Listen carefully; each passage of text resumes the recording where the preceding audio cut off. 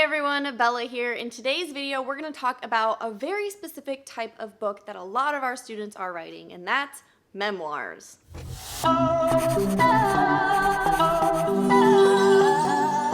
Memoirs are super powerful, not only for leaving a legacy behind for your family or friends to read, but also for kind of putting your life together in a very concise version of the lessons that you've learned and what you've taken away from life in general. So what is a memoir? A memoir is technically a collection of lessons that you've learned in life with stories about your life and what your life has encompassed and your aspirations and your accomplishments, essentially. Now, an autobiography and a memoir differ greatly. An autobiography is kind of more of a chronological telling of your life versus a memoir, which kind of has a more theme or message or focus that you also want to give to readers. Now, people might read an autobiography to just learn what your life was about, what you did, the dates of certain accomplishments, while a memoir is more about your own perception of your life and what you learned along the way. Today's video, I'm going to break down how you can actually write a memoir and some best practices that we recommend in order to write a successful memoir that people will actually want to read, because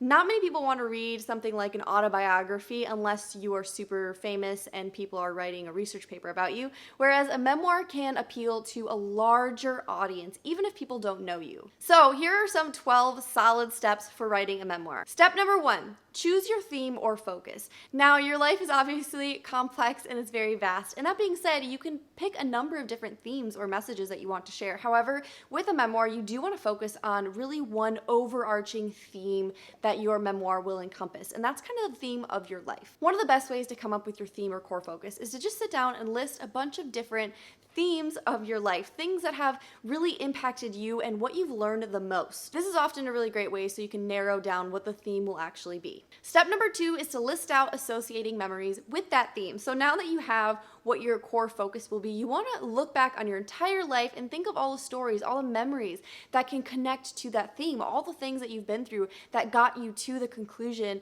of where you are when you want to write your memoir. This might take a few days, so feel free to take your time and just list out as many memories as you can think of that are important, vital, big things in your life. Now, the ones that are probably going to be the most important are going to be the easiest to remember, simply because those were obviously impactful moments in your life because you find them easier to remember. Now, step number 3 is pretty optional, but it's really beneficial for those of you who might not be famous and people might not know you by name.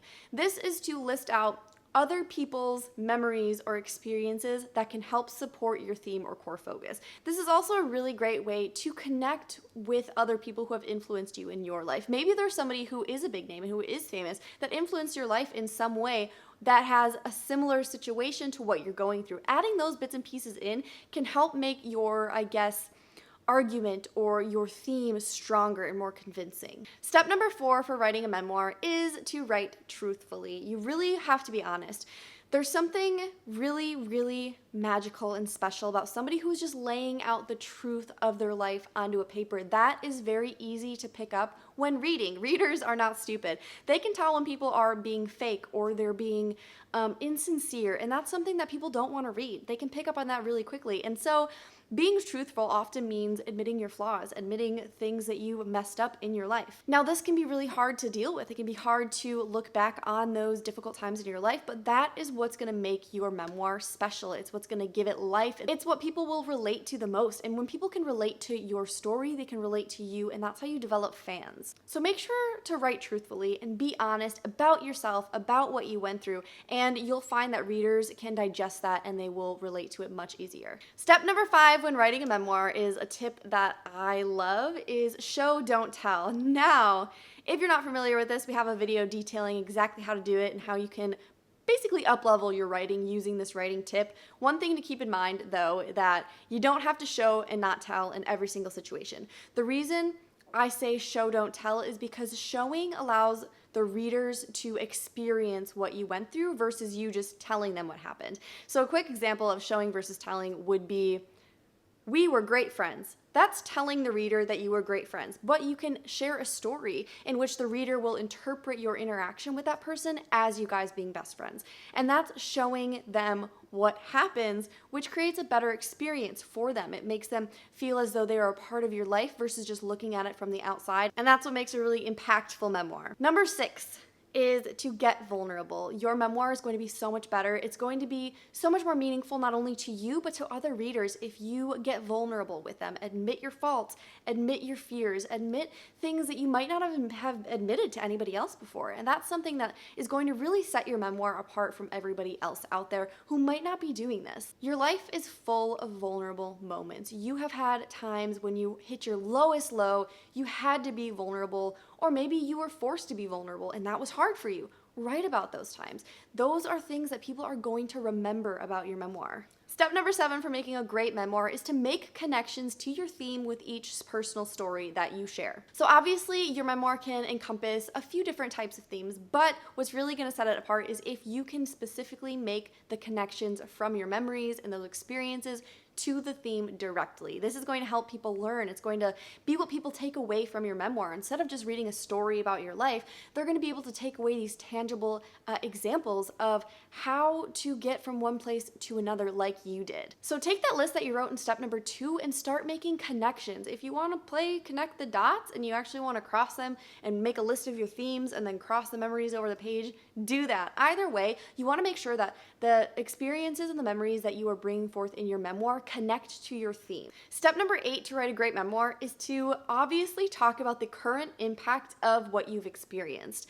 So a memoir is essentially you bringing your life into a book, the lessons that you've learned, kind of the key takeaways, and you want people to understand how all of this has affected you in your current life. That's really something that is really magical and special in what people want in a memoir. They want to know about your life now, but they want to know how you got there. And for that reason, you have to make sure that you are also connecting what you're going through, the theme, with your current life and what's going on there. Step number 9, which is my favorite for memoir and any writing really, is to put your personality into it, especially if it's a book about you. People want to know who you are. They want to know your sense of humor. They want to hear jokes. They want to hear you cuss if that's how you speak. Make sure that you're just being you. Put your personality into it. I always suggest writing how you speak, especially if it's something like a memoir that's a nonfiction, simply because that's the best way to get a feel of who you are. One way you can do this is actually to use Google Diction, and so you can actually speak the words onto the page versus writing them, but some of us are better written than speaking. Not for me.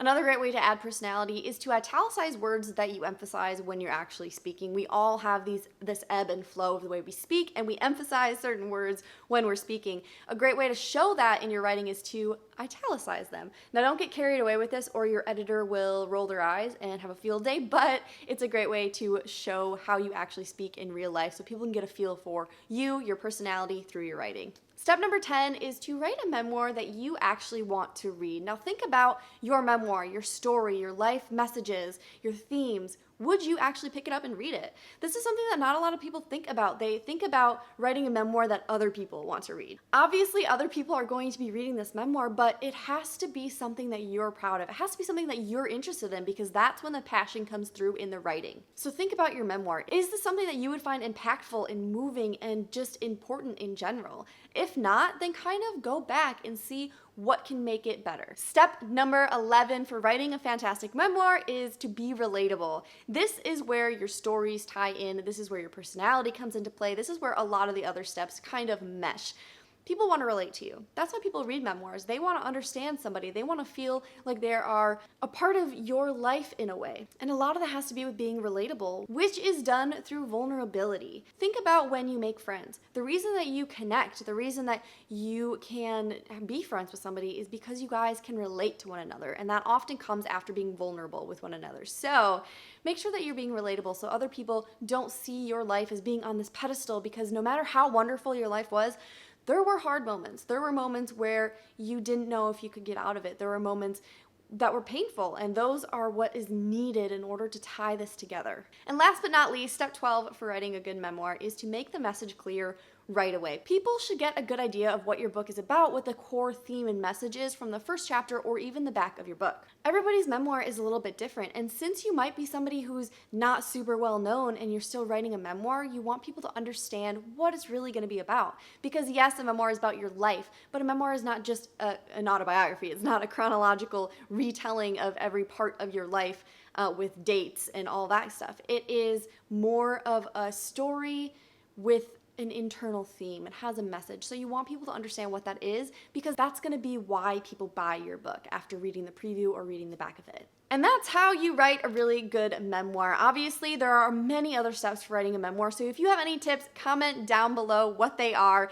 And if you've written a memoir, if you're thinking about writing a memoir, what would your memoir's core theme or message be? Mine would likely be creating your own reality or something around that. Now, I'm only 24 years old, but that has been a very impactful part of my life, is creating my own life, essentially, and going against the grain. So that's something that I would focus on. What would you focus on? Thanks for watching, guys. As always, make sure to give this video a like, hit the subscribe button, and make sure to sign up for your free training. We have an amazing free webinar training that takes you through how to start and outline your book and even get it written within 90 days if you're feeling up to it. I will link that down below. It's also linked right here, so check that out. Make sure to watch it. It's super informative. Thanks for hanging out, guys. I will see you next time. 14 out, and then another children's book on the way, which children's books were my new thing this year, and those were fun. You asked a little bit about the Sell More Books program. This I took today, and I got 3 books with the #1 bestseller, up today. During the program, I went through and